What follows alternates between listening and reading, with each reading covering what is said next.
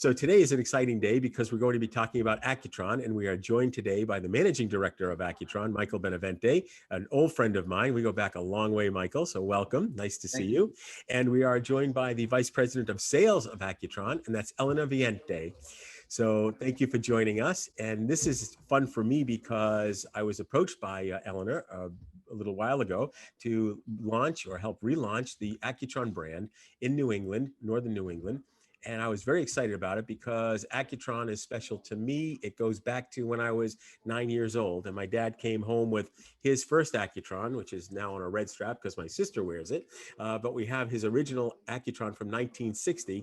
And when my dad brought this home, there was nothing else that was like this. Of course, when you take a look at the Spaceview dial, or the lack of a dial, the Spaceview, and how exciting that is, and it had the tuning fork movement, and it was just so unusual. So this turned the watch world upside down. This was so radical in its day, nothing else like it.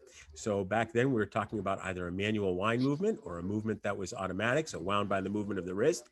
And this was a watch that was electronically powered, extremely accurate, had a tuning fork, and it wasn't really just a timepiece, it was a conversation piece. There was nothing else that was quite like it.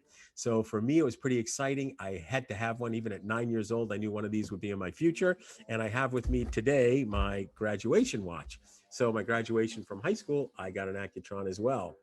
And then I was very fortunate when there was a relaunch for the 50th year anniversary that I managed to get the 50th year anniversary watch too. So excited about that. And Michael, what you don't know is that I was born in 1954, and this one happens to be serial number 54.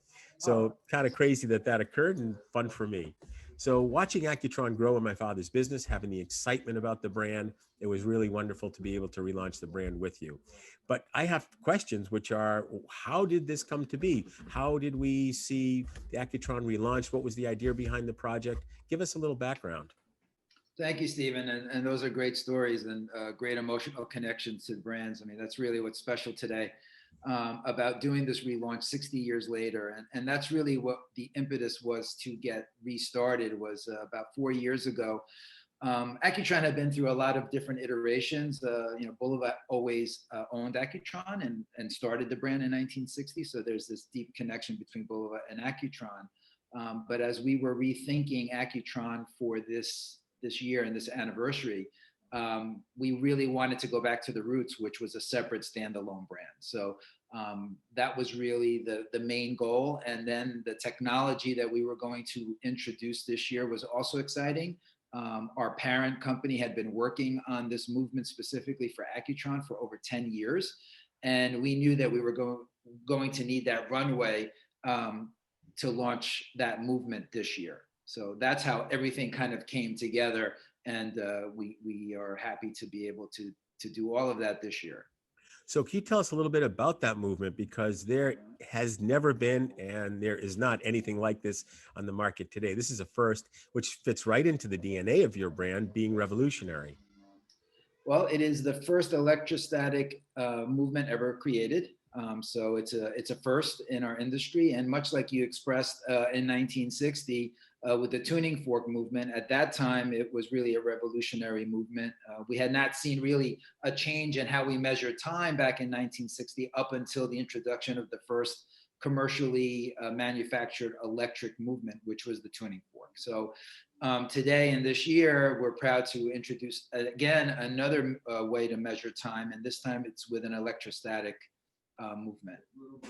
So what I find fascinating is the turbines that move as the watch is winding as you wear it. And I'm wearing my new one today, so I'm excited about that. But as you're wearing this and you see it turning, and then of course the large turbine that turns for the sweep second hand, wonderful technology and the accuracy and the storage of energy. You want to talk a little bit about that? Yeah. So one of the really cool parts about the watch is that not only is it the first electrostatic movement and the first electrostatic energy being used to power a watch, but it's also the energy saving functions that have been built into the watch. And that's not something that we've talked about a lot in the last couple of months, but that is a breakthrough as well, because when you take the crown out, you literally stop using any energy. You could put the watch down for 2 years pick it back up, engage the crown, and you literally have all of that energy that was there from 2 years ago at your disposal. So it's a combination of the electrostatic, and I don't want to get nerdy and geek out on everybody, but I try to keep it, real basic, but it's really the combination of both that make this so special. Got it. And when I looked at the line when you originally went for the launch, and I was very excited about the electrostatic, and then I saw you had a legacy series, and Eleanor, I came to you and said, I don't quite see the fit. How can we talk about Accutron with an electrostatic and Spaceview, and then go into legacy, which is an automatic Swiss movement? And you explained so beautifully, and maybe you could sort of reiterate what that was as to how the legacy came to be and how it fits into that mid-century look that you love so much. Well, definitely the retro look is what we wanted to bring back. That also what Accutron stands for is the design, is innovation in technology, but definitely also design. And the legacy that what really represents is beautiful design. These we call it also our greatest hits from the 60s and 70s. And so we really wanted to bring back all these fantastic styles, especially in collaboration with collectors that collaborated with us to bring back to the future these styles. And as you mentioned, they're Swiss made with Swiss movements.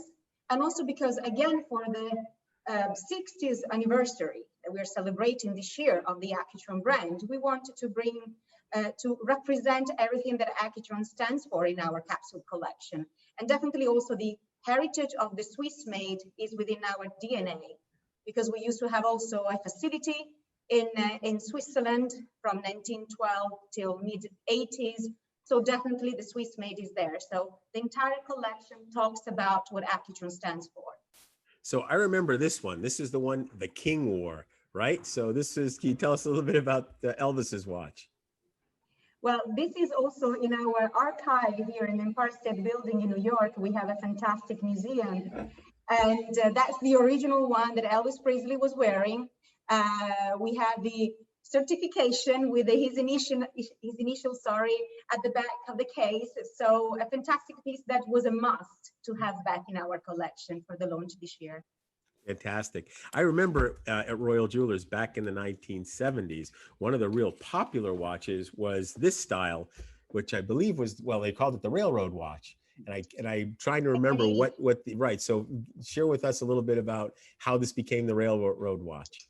So basically, because Accutron was also, thanks to the accuracy of Accutron, we were also the timekeeper of the US Railroad and Canadian Railroad. And the Canadian one has 0 at 12 o'clock. So we thought that was more interesting, this feature. And that's why, again, along with our collector, we decided to have that specific style. It's actually already very popular, one of our best sellers already in the market since we launched a month ago, the brand, so far. So we're very happy, we're very pleased. Can we talk a little bit about watch size? So we think about this watch, right, at 44 millimeter.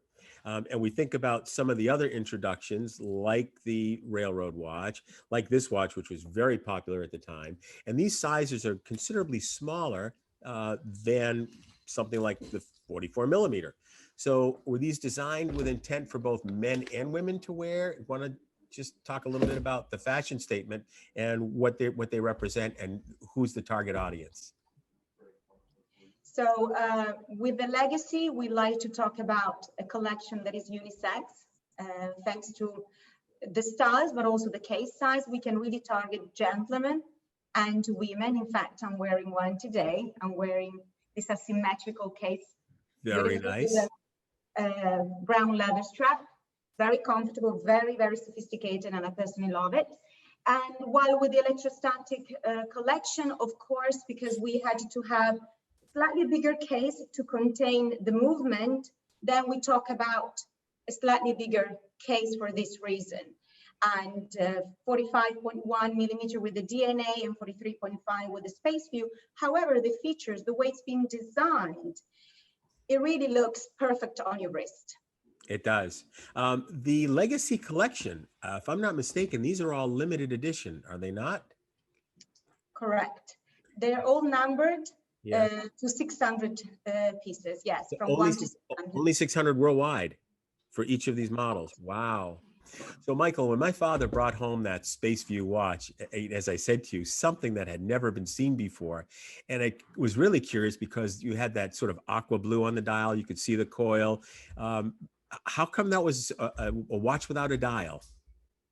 Well, Stephen, it's a funny story, a little known fact, but the original watches were not meant to be space view, if you will, or see-through. They were the salesman samples that used to travel out into the field to see stores like yours, and they would explain to people the movement, so it was see-through. And retailers loved the watch so much, they said, that's the watch, you should make a watch like that because it's so cool. Right. And the company ended up making them into production, and selling became the Spaceview. But originally it was a salesman's sample tool to show the sales teams how the watch worked. And that's what really brought about not a timepiece, but a conversation piece. Yes, which is a famous tagline now. So I'm just curious, out of the Accutrons that are available today, what is your favorite model, Michael? Wow, that's like asking me which is my favorite child, but I have 4 of them, but okay, and I do have a favorite child, but I'm going to say, hear this. What's that? Don't let your kids hear this. They know. But I do love the Spaceview, the stainless steel, the Spaceview 2020. I do love that classic look. But I am very partial to the 18 karat gold version that we put together for the anniversary this year. It's a beautiful watch. It has a beautiful weight to it. It's solid 18 karat gold. We only made 60 of them. And I do believe it's already a collector's piece in the making. The Sure. price is also interesting in that it's $19,600. And that was really an homage to 1960, which was the year that the company was founded. So that's my favorite. And for what it is, I think it's actually a very good value. Yes. Yeah, especially with the price of gold this year and what happened. So yeah. Exactly. Yeah. Eleanor, I'm sure you have a favorite Accutron as well.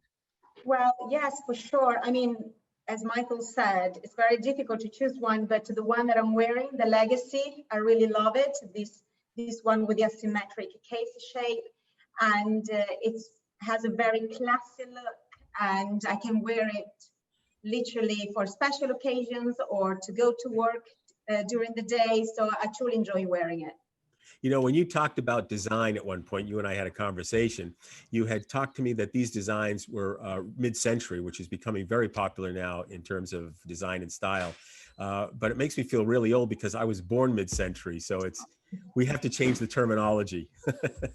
I do have a favorite as well. And my favorite, of course, is the Spaceview 2020. And of course, it has to be because that's really what is compared to what my dad had back then. So for me, it's special in that regard. So it's really nice of both of you to take the time today to do this with me. I really appreciate it. So all of us at Royal are thankful for that. And we look forward to you coming to Royal Jewelers soon, meeting with our collectors and talking about Accutron, both new and old, and sharing your thoughts and passion. So thank you again. Thank you, Stephen, for having us. We look forward to it. We look forward to meeting everyone. Thank you. Have a great day.